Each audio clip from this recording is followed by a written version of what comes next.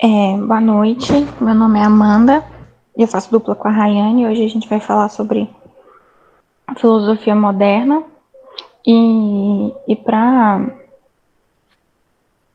poder explicar para vocês sobre o que foi o período moderno, quando começou e como começou, eu fiz uma breve contextualização. Isso eu coloquei tudo no caderno de apoio, porque eu preferi colocar somente as perguntas para gente que a gente vai trabalhar para poder entender.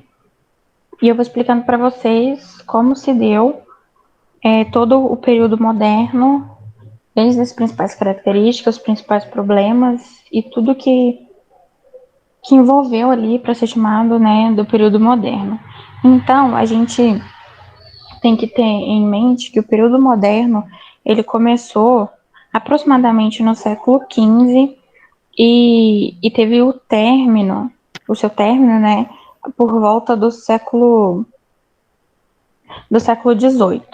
Só que alguns estudiosos afirmam que, de fato, o período moderno ele começa com o filósofo francês Descartes, já no século XVII, e termina no século XX com o filósofo austríaco Wittgenstein. E esse período que teve antes do século XIV ao século XVI ficou conhecido como o período do Renascimento, que é aquele período onde há de fato a ruptura entre a idade moderna, a idade medieval, que foi apresentada pela dupla anterior, e, e começa as mudanças, né? E quais seriam essas mudanças? Seriam as mudanças na forma de pensar, na questão social, na questão econômica, mudanças em caso em todos os âmbitos, né? E o contexto histórico da filosofia moderna, a gente pode falar que há uma grande ruptura com o pensamento religioso que havia no período medieval, porque antes, como a gente viu, era tudo pautado dentro dos parâmetros e dos dogmas da Igreja Católica. Já no período moderno, há essa ruptura, ou seja, tem o espaço da religião, mas a religião ela não vai ocupar todo o espaço. A gente vai ser, a gente vai colocar o homem no centro no centro agora, né? O homem vai passar a ser o centro e não a religião como era antigamente. E, e também há grandes mudanças na questão do estudo, tanto que a física e a astronomia elas passam por uma mudança diversa, uma mudança enorme. E as ciências naturais também. E um aspecto importante também desse período é que o homem, além de ser o centro das novas pesquisas, a gente passa mais a valorizar a condição humana, a condição racional do homem, que, que antes não era tão valorizada assim, né? Porque no período medieval, o que era o que era mais valorizado era a questão da religião. Já as principais características, né, que esse período teve foi o antropocentrismo e o humanismo, que, como eu já falei, é que tem o homem como centro das pesquisas. E a gente também vai ter a valorização das pesquisas, dos métodos científicos e das técnicas científicas. E com isso vai vir a valorização do racionalismo também. Uma outra característica que se fez muito presente nesse período foi o empirismo, que é quando a gente usa da experiência para poder dar a falsidade ou a validade de alguma proposição. E isso também é uma característica que você vai contrapor com o método cartesiano, que eu vou explicar mais à frente, porque Descartes ele não acreditava que a gente tinha o conhecimento pelos sensíveis, pelos sentidos, né? Conhecimento sensível, por acreditar que esse conhecimento sensível ele é muito enganoso. E mais para frente eu vou explicar melhor para vocês. E uma outra característica que é muito importante, que começa de novo, é a liberdade de pensamento, que antes no período medieval, a gente não tinha essa liberdade de pensamento. E ela, já no período moderno, ela foi bastante forte, bastante cultivada. E a gente também teve o surgimento de escolas laicas de filosofia, ou seja, você poderia estudar, vamos supor, você queria estudar a metafísica em todos os seus âmbitos, porque cada filósofo pensa de uma forma diferente. Aí você conseguiria estudar e não ficar só pautada em um filósofo, como citar Santo Tomás de Aquino na Idade Medieval, porque a gente não tinha liberdade de pensamento. E eu também trouxe os principais problemas que os filósofos abordavam, né, nesse período. A gente pode separar em primeira e segunda geração, que os de primeira geração os problemas seriam relacionados mais diretamente ao dualismo, corpo e mente, que é o dualismo trabalhado por Descartes, que ele acreditava que o corpo e a mente eram separados, né? A metafísica e a epistemologia.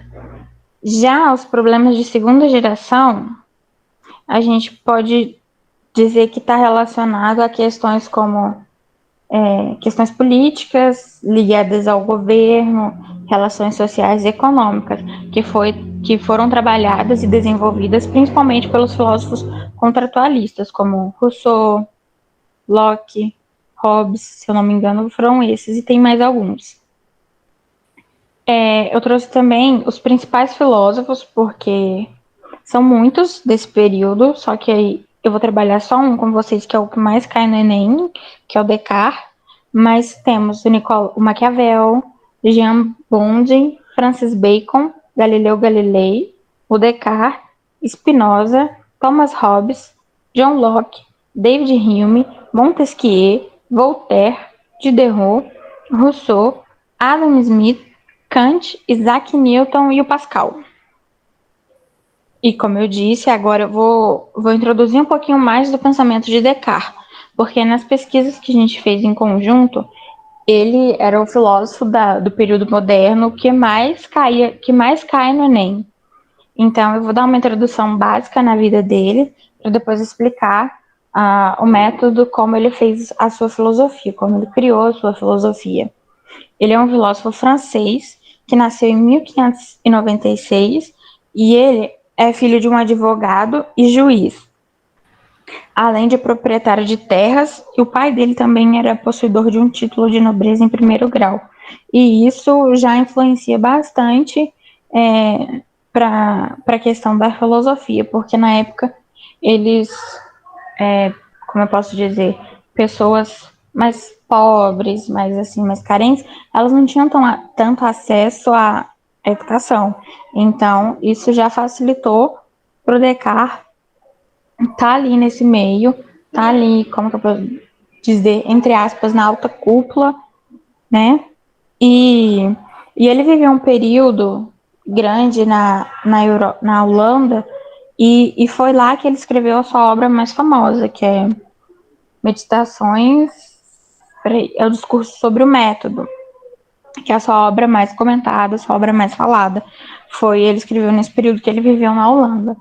E depois que ele escreveu essa obra, ele escreveu suas outras obras subsequentemente. E em 1650, ele foi acamado, né, com sintomas de pneumonia, e uma semana depois ele faleceu. Aí agora eu vou passar para o racionalismo cartesiano, que é a filosofia, o modo como ele entendeu e quis colocar a sua filosofia nos seus escritos, né? Eu só vou dar uma breve explicação do que seria essa corrente racionalista para vocês. O racionalismo, ele já é uma corrente filosófica bastante antiga, ou seja, ele teve a sua origem lá na antiguidade, lá na filosofia antiga, com os filósofos gregos. Só que ele foi ter o seu auge, foi ter o seu sucesso, digamos assim, no período moderno com Descartes e Leibniz. E o que essa corrente acredita, né, de fato? Ela acredita que tudo que existe, ou melhor, que toda a existência teria uma causa inteligível. E mesmo que a gente não consiga comprovar de forma empírica, ou seja, mesmo que a gente não consiga usar da experiência, dos sentidos para poder explicar isso. Então, a razão seria a única forma que a gente teria para conseguir a verdade, né? E o Descartes, ele é responsável, né, por lançar as bases do racionalismo. E ele vai fundamentar esse racionalismo em 3 ideias. As ideias adventícias, que são as ideias que a gente adquire pelos sentidos, que ele acha que não são muito válidas, porque ele acha que os sentidos são enganosos, ele não acredita muito nos sentidos. A gente tem as ideias factícias, que são aquelas que vêm da imaginação. E por último, que é a ideia que a gente vai ver ao longo de todo o seu pensamento, que são as inatas, que são aquelas que já vêm com a gente desde o nosso nascimento. A gente não aprende nem pelos sentidos e nem pela imaginação.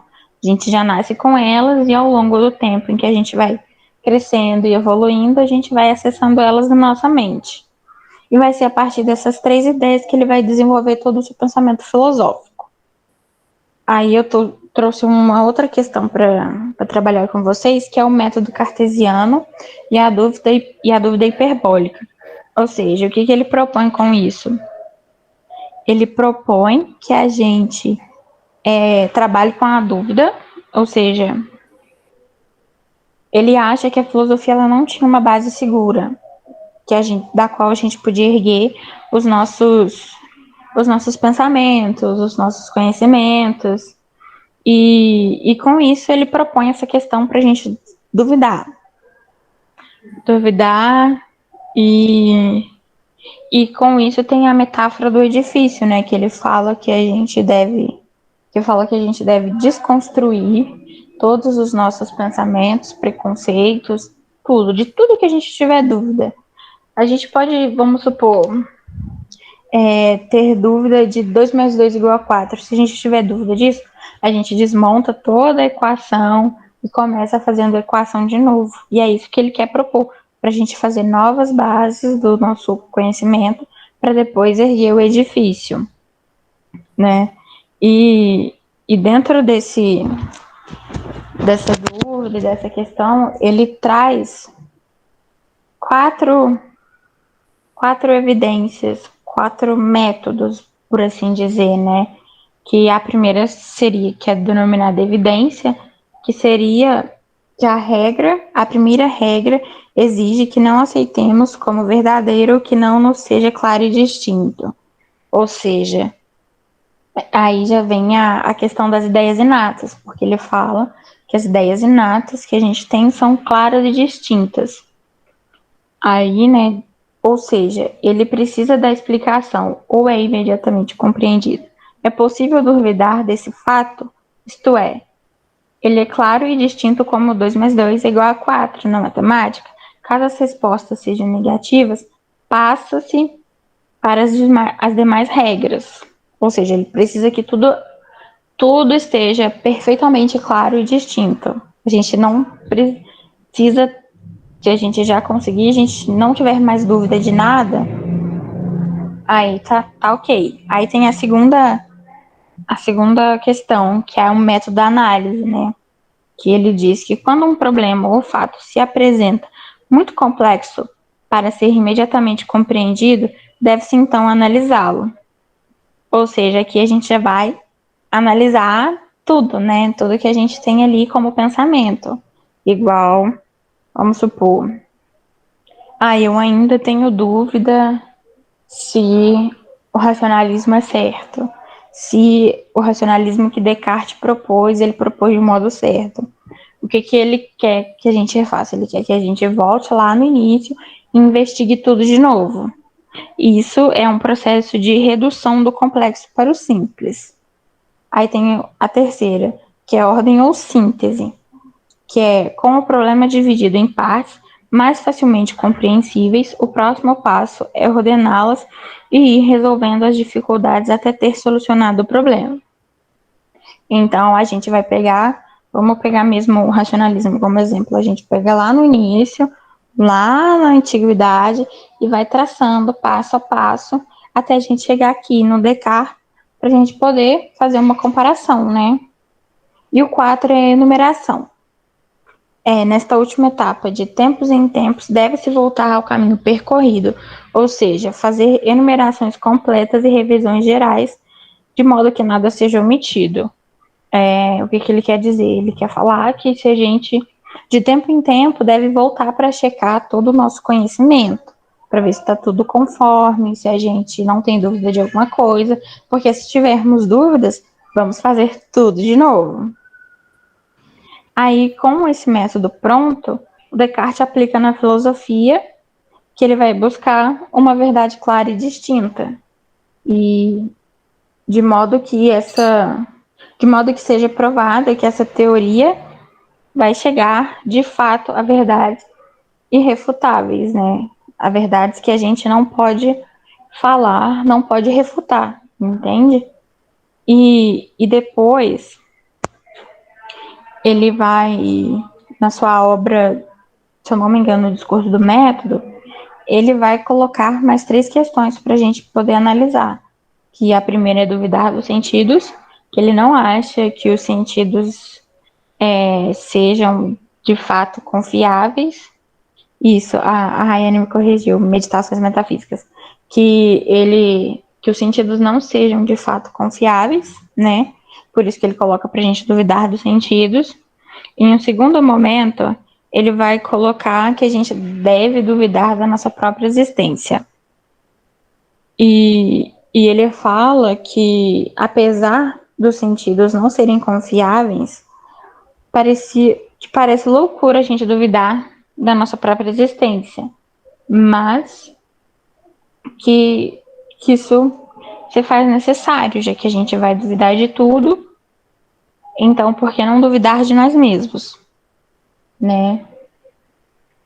E ele fala que depois ele chega à conclusão de que a razão que vai discernir entre o real e o imaginário, e ela que vai provar o verdadeiro conhecimento.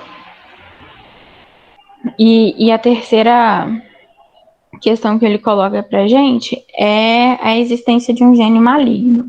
O que ele quer dizer com isso? Ele quer dizer que pode ser que exista um gênio maligno, ele fala que pode ser Deus, né? A gente não sabe, e que ele seria um Deus enganador, cruel, e que ele empregaria todo o poder que ele tem para enganar a gente, para criar uma realidade falsa, para confundir a nossa mente, para ela não conseguir discernir o real do falso. Seria basicamente isso. E aqui, uma indicação de filme para vocês, ele fala que essa ideia pode ser encontrada na cultura pop, especialmente nos filmes Matrix e o Show de Truman. Aí a primeira questão que eu coloquei é do Enem 2012, que ela vai falar sobre o racionalismo e o empirismo.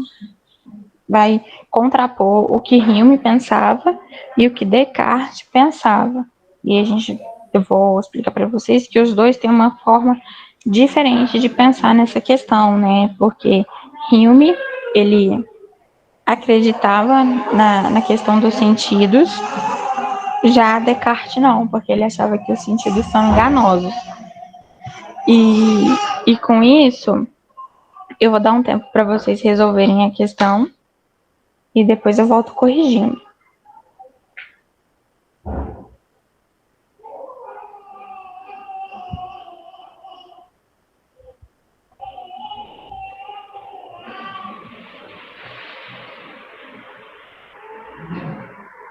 Então, a gente tem que notar que eles fazem isso já para essas questões para a gente com pegadinhas, né? Então, vamos analisar as questões, as alternativas ali. Temos a letra A, que ele fala que os dois defendem os sentidos como critério originário para considerar um conhecimento legítimo. Não, a gente já viu que não é isso que acontece, porque Descartes ele não defende os sentidos como se eles fossem originários, né? Para ele os sentidos já são enganosos. Vamos ver letra B. Entendem que é desnecessário suspeitar do significado de uma ideia na reflexão filosófica e crítica. Também não, porque como eu expliquei para vocês, Descartes ele afirma que é necessário a gente suspeitar, duvidar do significado de alguma ideia e de alguma reflexão ou crítica filosófica. Vamos ver a letra C. São legítimos representantes do criticismo quanto à gênese do conhecimento. Também não, porque a gênese do conhecimento para Hume, ela se dá através dos sentidos e para Descartes a gente já nasce com as ideias inatas. Letra D. Concordam que conhecimento humano é impossível em relação às ideias e aos sentidos. Também sabemos que não, porque os dois não pensam iguais e não concordam nos mesmos pontos. E a única alternativa que sobra para a gente é a letra E, que eles atribuem diferentes lugares ao papel dos sentidos no processo de obtenção de conhecimento. Essa seria a alternativa correta. Por quê? Porque Descartes ele acredita que os sentidos são enganosos, portanto, ele não participa da nossa obtenção de conhecimento. Já para Hume, eles participam da nossa obtenção de conhecimento. Então, tá aí a distinção entre um e outro, que é acredita que os sentidos estão ali e ajudam a gente no nosso conhecimento, e já o outro, nem tanto. Aí tem essa questão do Enem de 2019, que eles querem saber o que o período moderno, a construção do período moderno, que ele defende. Eu vou dar mais um tempinho para vocês resolverem essa questão e depois eu volto explicando questão por questão.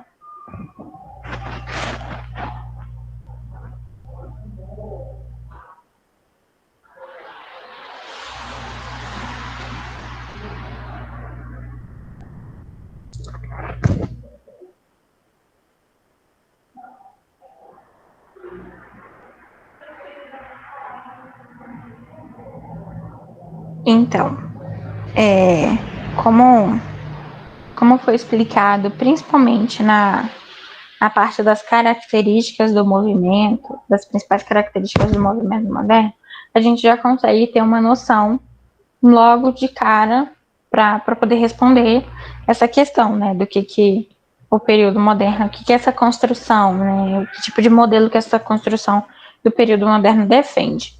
E de cara, a resposta correta é a letra A, ele é centrado na razão. Aí agora eu vou explicar por que as outras não poderiam ser, a questão não poderiam ser certa.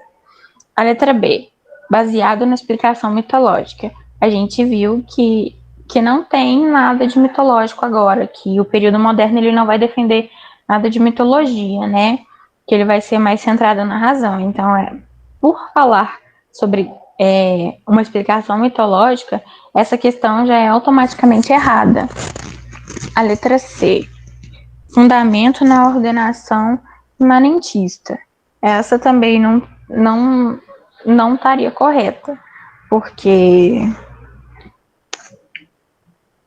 como a gente explicou, né, a gente sabe que o período moderno ele faz uma grande ruptura com basicamente tudo que foi explicado sobre filosofia nos períodos anteriores. Letra D, focado na legitimização contratualista. Essa a gente já pode colocar como uma pegadinha, né? Porque o pessoal contratualista, os filósofos contratualistas são desse período. só que eles estão voltados para outra parte do período moderno, que eu falei, que é as questões políticas, econômicas, sociais, de propriedades. Então, essa também não estaria correta. E a letra E configurado na percepção etnocêntrica. A gente já sabe que não estaria correta também, porque não faz sentido para a gente, né? E essa última questão que eu coloquei para poder exemplificar, que ela quer saber, ela pergunta: a exposição e a análise do projeto cartesiano indicam que, para viabilizar a reconstrução radical do conhecimento, deve-se fazer o quê? O que a gente precisa fazer para poder viabilizar a construção radical do conhecimento? Então, eu vou dar mais um tempinho para vocês responderem a questão e depois eu volto explicando as questões, tá?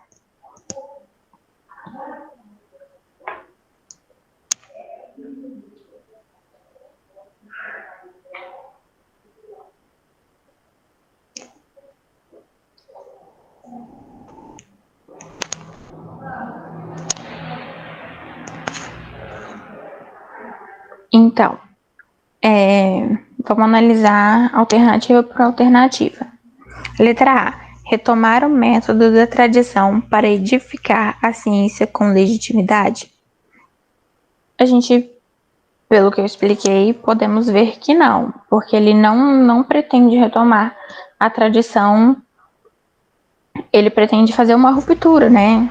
Por assim dizer, colocar tudo em evidência para poder criarmos novos conhecimentos. A letra B. Questionar de forma ampla e profunda as antigas ideias e concepções. Essa alternativa já condiz com o pensamento de Descartes, né? Aí que a gente pode colocar a alternativa a metáfora do edifício, que ele fala para a gente colocar todas as nossas ideias e concepções antigas, atuais, colocar tudo em dúvida, para depois construir de novo. A gente tem a letra C, investigar os conteúdos da consciência dos homens menos esclarecidos.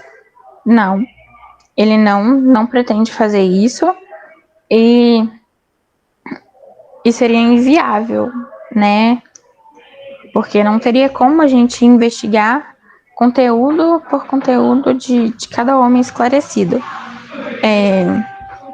Letra D.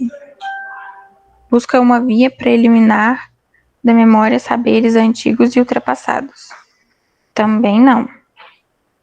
Porque ele não quer que a gente elimine os nossos conhecimentos, ele quer que a gente aprimore, por assim dizer, os nossos conhecimentos. E letra E, encontrar ideias e pensamentos evidentes que dispensam ser questionados.